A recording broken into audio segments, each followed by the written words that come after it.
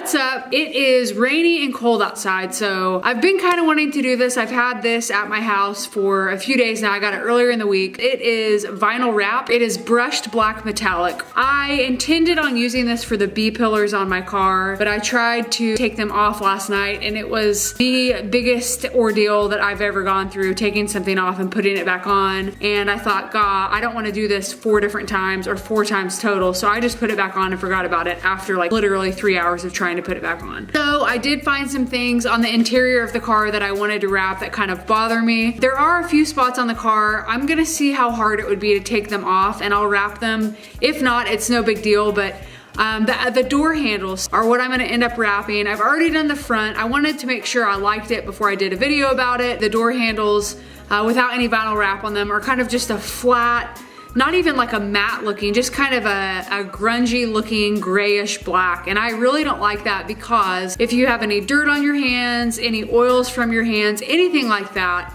it leaves a mark on those door handles. So that is one thing I am gonna wrap. And like I said, I've already done the front and I absolutely love it. So I'm gonna show you how to wrap it. I'm gonna install it and then I'll show you what it looks like as the final product. So here we go.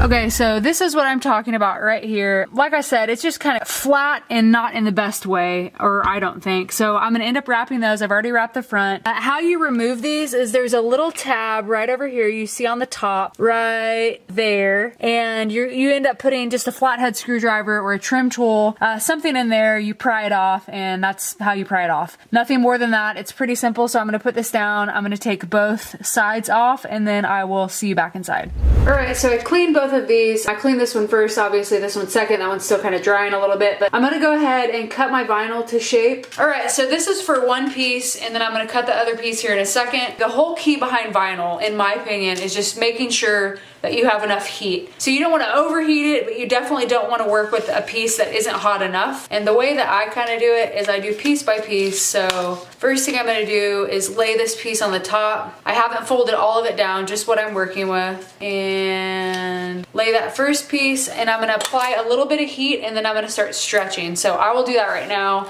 and I'll just get it done.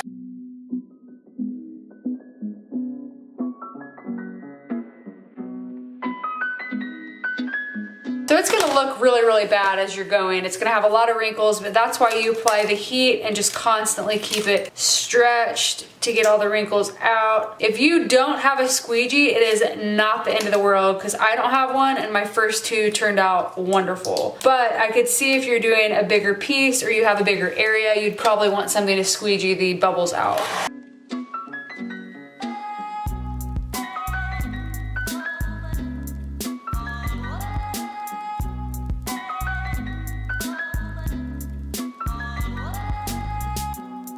It's real easy just to do with your thumb if you're working with a really, really flat surface and it's not that big of an area. I'm gonna finish this and then I will get back to you. Okay, so now that I have all the vinyl on, there are absolutely no creases, no bubbles, anything like that. I'm gonna trim the back so I can just fold it to the underside. So I'm gonna trim it pretty close because there are tabs that have to be used.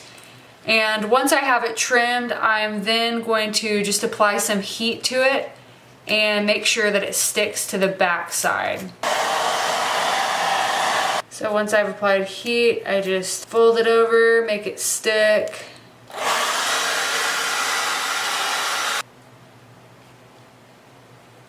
Okay, so the final piece looks like this. The back is nice and neat, tucked in. No tabs are covered, so every tab that has to be used has access to be used. I'm gonna go ahead and do the second one, and then I'm gonna install it, and I'm gonna show you what the final product looks like.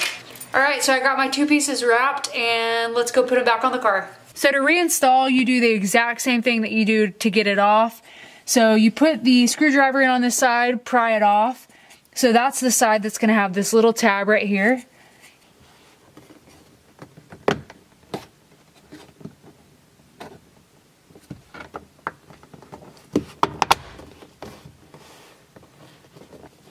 And that is it. That's how you get it back on. You just make sure it's all there.